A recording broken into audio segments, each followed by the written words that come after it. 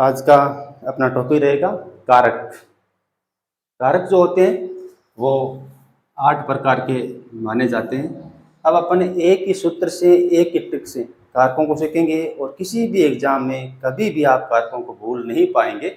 एक ही ट्रिक में अपने सारे कारक, उनका कहाँ प्रयोग होगा, सब कुछ अपन इससे सीख लेंगे। सबसे पहले है सुनो। ये जो विस्मय बोधक चिन्ह लगा हुआ है, जहां भी वाक्य में विस्मय बोधक चिन्ह होता है वहां पर संबोधन कारक होता है। इतना सा ध्यान रखना है। राम ने मतलब कर्ता ने, रावण को मतलब कर्म को, धनुष से मतलब कर्ण से, सीता के लिए मतलब संप्रदान के लिए, अयोध्या से मतलब अपादान से, उससे की, का, की, के, ना, ने और रा, री, रे, लंका में और पर, जहां भी कारक चिन्ह आते हैं अधिकरण कारक माना जाता है। जाकर मारा ये क्रिया ट्रिक में इसी स्वरूप केवल जोड़ी गई है। अब देखिए कर्ता ने मतलब राम ने, काम किसने किया है? जिसके द्वारा क्रिया संपन्न होती है, संभव बनाता है। जो भी क्रिया को संभव बनाता है वही कारक जो है कौन सा होता है? कर्ता कारक होता है। जो क्रिया को संभव बनाता है, क्रिया को पूर्ण करता है, कर्ता कारक होता है। तो रावण को मारने का काम किसने किया है? राम ने। तो राम क्या हो गया? अपना कर्ता कारक। ये कारक है और ये कारक के चिन्ह है, तो ये कर्ता ने। अब दूसरा देखते हैं, कर्म को, क्रिया का प्रभाव जिस पर पड़ता है। मारा कौन गया है? रावण। इसका अर्थ है कर्म कारक हो जाएगा कर्म को। जिस पर क्रिया के फल का प्रभाव पड़ता है वही क्या होता है? कर्म। और जहां क्रिया के फल का प्रभाव पड़ता है वो क्रिया भी सकर्मक मानी जाती है। कर्ण से या द्वारा, क्रिया जिस साधन से संपन्न हुई है। राम ने रावण को मारा तो है, लेकिन मारा किससे? धनुष से। तो धनुष क्या हो गई है? क्रिया को पूरा करने का एक साधन या माध्यम हो गया है। तो काम जिसके द्वारा होता है, जैसे मान लीजिए वह पावड़े से गड्ढा खोदता है, तो पावड़ा उसके लिए क्या हो गया? साधन हो गया। संप्रदान के लिए, काम किसके लिए हो रहा है? सीता के लिए। तो जिसके लिए या जिस उद्देश्य से काम किया जाता है, जिस फल की प्राप्ति के लिए काम किया जाता है या जिसके लिए काम किया जाता है, वहां पर संप्रदान कारक होता है, जिसके लिए काम किया जाता है। अपादान से अलग होने का भाव है। पहले राम कहाँ थे? अयोध्या में। अब कहाँ गए? लंका में। तो ये अयोध्या से चलकर लंका में आ गए हैं, तो राम अयोध्या से क्या हो गए? अलग हो गए। जहां पर भी अलग होने का भाव आता है वहां पर अपादान कारक होता है। जैसे मान लीजिए मेरे हाथ से ढक्कन गिरा, तो ये ढक्कन गिरने का अर्थ है हाथ से ढक्कन क्या हो गए? अलग हो गए। जहां पर भी अलग होने का भाव आता है वहां पर क्या होता है? या दूर होने का या टूटने का भाव भी आ सकता है, वहां पर अपादान कारक होता है। संबंध है का, की, के, ना, नी, ने और रा, री, रे, वह उसका भाई है, यह मेरा काम है, तो रा, री आ सकता है, संबंध कारक होता है। अधिकरण में और पर आएगा। क्रिया के घटित होने का स्थान बताया जाता है कि काम कहां हो रहा है। लंका में। कहां मारा गया रावण? लंका में मारा गया है। तो क्रिया कहां संपन्न हुई? स्थान विशेष बता दिया गया लंका में। तो क्रिया के घटित होने का स्थान बताया जाता है, वहां अधिकरण कारक होता है। में और पर आ सकता है। जैसे मान लीजिए आकाश में पक्षी उड़ते हैं, पक्षी कहाँ उड़ते हैं? आकाश में। स्थान बता दिया है। और संबोधन में हे और अरे का भाव आता है, आह्वान का भाव आता है, वहां पर संबोधन कारक आता है। ट्रिक में सबसे पहले आ गया है सुनो। विस्मय बोधक चिन्ह जो आता है वहां पर ये अपना संबोधन कारक होता है। तो ये 8 प्रकार के कारक थे। अब अपन अपवाद या फिर मान लीजिए इनकी विस्तार से चर्चा करते हैं थोड़े समय के लिए, ताकि पूरे कंप्लीट हो जाएं। फिर अपने कारक जो हैं कभी भी गलत नहीं होंगे। एक बार चर्चा करते हैं विस्तार से कारकों की। आगे अपन चर्चा करते हैं कर्ता कारक की विस्तार से। देख लीजिए कर्ता कारक, कर्ता ने। कर्ता कारक का चिन्ह क्या होता है? परसर्ग क्या होता है? ने। क्या होगा? ने। कर्ता कारक में ने का प्रयोग कब होगा, ने का प्रयोग कब नहीं होगा? कहने का अर्थ है कई बार आप देखते हैं कारक चिन्ह के ठीक आगे, जैसे कोई कारक चिन्ह लगा हुआ है उसके ठीक आगे प्राय पुस्तकों में ऐसा लिखा रहता है, इसका अर्थ कारक चिन्ह का प्रयोग नहीं होगा। लेकिन कहाँ नहीं होगा? राम ने पाठ पढ़ा, सकर्मक क्रिया और भूतकाल में ने का प्रयोग होता है। राम ने पाठ पढ़ा, राम ने क्या पढ़ा? पाठ। क्रिया सकर्मक है, पाठ पढ़ लिया है, काम पूरा हो गया है, इसका अर्थ है कि भूतकाल का वाक्य है। दूसरा देखते हैं राम पाठ पढ़ेगा। अब इसको अपन ऐसे लिख देंगे कि राम ने पाठ पढ़ेगा, नहीं हो सकता, क्योंकि यहाँ पर देख लीजिए काल बदल गया है, भविष्य काल है, राम पाठ पढ़ रहा है, क्रिया जारी है, वर्तमान काल है। आगे देखते हैं, राम गया, अकर्मक क्रिया है, अकर्मक क्रिया में ने का प्रयोग नहीं होगा, सकर्मक और केवल भूतकाल में ही कर्म कारका, कर्ता कारका, करण कारका सबका चिन्ह आता है, अन्यथा सभी कारकों के चिन्ह लोप हो जाते हैं। राम जा रहा है, राम ने जा रहा है नहीं हो पाएगा, राम जाएगा। यहाँ पर देख लीजिए ये जो है चिन्ह जीरो में शून्य में दिखाए गए हैं। आगे देखते हैं, कर्म कारक में किसान ने बैल को पीटा, राम ने रावण को, कर्ता ने कर्म को। क्रिया के फल का प्रभाव जिसको पड़ता है, राम जीवित था बेचारा, राम ने मार दिया तो क्या हो गया, मारा गया। क्रिया का प्रभाव किसे पड़ा है, रावण पे। वैसे ही किसान ने बैल को पीटा, पीटा कौन गया है, बैल। क्रिया का प्रभाव किसे पड़ रहा है, बैल पर, और को कारक चिन्ह भी आया हुआ है। राजा ने चोर को दंड दिया, तो क्रिया का प्रभाव किसे पड़ता है, चोर पर, अर्थात दंड किसको दिया गया, चोर को।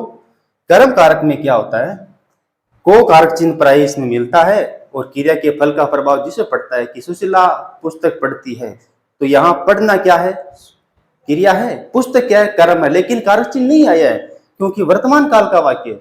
जैसे मान लीजिए सुशीला के द्वारा पुस्तक पढ़ी गई, तो वहां पर वो उसका कारण कारक हो जाएगा, माध्यम हो जाएगा। तो कर्म कारक में को कारक का चिन्ह मिलता है। आगे अपन चलते हैं, करण कारक में करण का कारक का चिन्ह है से और द्वारा, यानी अपन किसके रूप में काम में लेंगे, साधन या माध्यम के रूप में।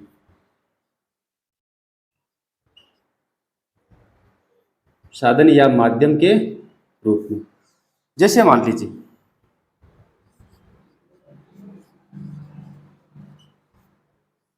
शिकारी तीर से शिकार करता है, शिकारी तीर से शिकार करता है, तीर उसके लिए क्या हो गया है, साधन या माध्यम हो गया। वैसे मान लीजिए दूसरा उदाहरण है, वह बस से आया, वह बस से आया, तो यहाँ पर बस जो है उसके लिए साधन या माध्यम हो गया है कि वह बस के द्वारा आया या बस से आया। वैसे ही तुलसी द्वारा लिखा गया ग्रंथ, तो किसके द्वारा लिखा गया, तुलसी के द्वारा लिखा गया। या फिर मान लीजिए वह ट्रैक्टर या अन्य मशीनों से कोई गड्ढा खुदवाता है, या फिर फावड़े से गड्ढा खोदता है, या फिर मान लीजिए राम के द्वारा पाठ पढ़ा गया। कहने का अर्थ है कि जिस माध्यम से साधन से क्रिया संपन्न होती है, जिस साधन के द्वारा क्रिया पूर्ण की जाती है, वहां पर करण कारक हो जाता है। आगे चलते हैं, संप्रदान कारक कौन सा हो जाएगा अपना, संप्रदान कारक। सीता के लिए, तो कारक चिन्ह क्या कर देंगे, के लिए। क्या कारक चिन्ह कर देंगे, के लिए। और को भी हो सकता है, अपन विस्तार से कारकों की चर्चा इसीलिए करते हैं। को कब होता है, जैसे मान लीजिए पुरस्कार का भाव आ जाए, जैसे मान लीजिए राजा ने सिपाही को पुरस्कार दिया, राजा ने सिपाही को पुरस्कार दिया, यहां पर सिपाही को। तो यहां पर को कारक चिन्ह आने के बावजूद भी, यहां पर को कारक चिन्ह आने के बावजूद भी कौन सा कारक माना जाएगा, संप्रदान। क्योंकि जहां पर भी दान देने का भाव आता है, पारितोष देने का भाव आता है, पुरस्कार देने का भाव आता है, वहां पर तो को कारक चिन्ह किस रूप में प्रयुक्त होता है, संप्रदान कारक के रूप में। और जहां पर भी दंड देने का भाव आता है, सजा देने का भाव आता है, वहां पर क्या होता है कि यहाँ पर क्रिया का प्रभाव नहीं पड़ रहा ना कर्म पे, तो कर्म है ही नहीं, कर्म कारक का को चिन्ह जो है यहाँ पे किस रूप में बदल गया है, अपादान सॉरी संप्रदान के लिए बदल गया है, के लिए। आगे चलते हैं,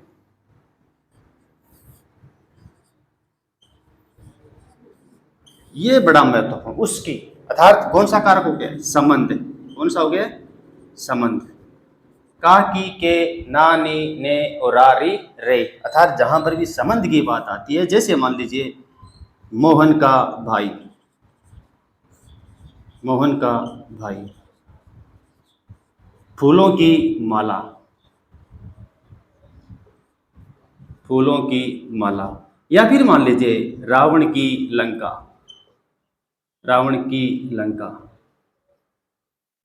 अर्थात उसकी मतलब रावण की, लंका में आगे है, लेकिन उसकी किसकी, रावण की, कहा कि के जिससे भी उसका संबंध होता है तो वो क्या होता है, संबंध कारक हो जाता है। और संप्रदान में जहां मान लीजिए पुरस्कार का भाव आता है तो वहां पर संप्रदान कारक आता है, चाहे को कारक चिन्ह आ जाए, और अन्यथा के लिए आता है। जैसे मान लीजिए बच्चों के लिए मिठाई, बच्चों के लिए मिठाई,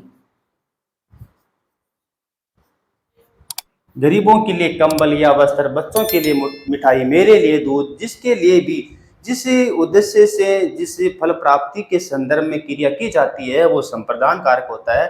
तो के लिए का कारक चिन्ह जहां भी मिलता है, के लिए का भाव आता है, तो वहां पर संप्रदान कारक हो जाता है। और जहां पर भी का, की, के, नानी, ने और रा, री आएगा वहां पर संबंध कारक घटित हो जाएगा। आगे चलते हैं। अपादान में क्या होगा, से अलग होने के भाव में आएगा। जैसे मान लीजिए अपने सूत्र में क्या था, अयोध्या से, अयोध्या से। अब से जहां पर भी ऐसा भाव आता है कि दूर होने, टूटने, अलगाव का भाव आने, तो वहां पर या फिर तुलना होने। जैसे मान लीजिए रोहन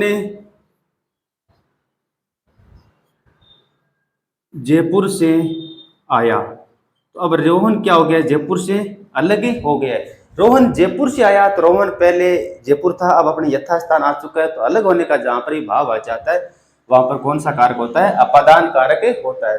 रोहन जयपुर से आया, या फिर मान लीजिए आप कह दें कि पेड़ से पत्ता, पेड़ से पत्ता गिरता है, पेड़ से पत्ता गिरता है। या फिर छत से बालक गिरा, जहां पर भी गिरने, अलग होने, अलगाव का भाव होने का अर्थ आता है, अपादान कारक होता है। या फिर मान लीजिए किस में आता है, की तुलना में, इसमें की तुलना में, बहुत ही महत्वपूर्ण है ये, की तुलना में। जैसे मान लीजिए प्रिया गीता से अधिक होशियार है। या फिर मान लीजिए प्रिया गीता की तुलना में अधिक होशियार है, तो वहां पर से का भाव आ रहा है। तो जहां पर भी ऐसा भाव आता है, एक दूसरे को श्रेष्ठ बताया जाता है। एक समय से लेकर दूसरे समय के बीच में भी ऐसा भाव आ सकता है। जैसे मान लीजिए माता जी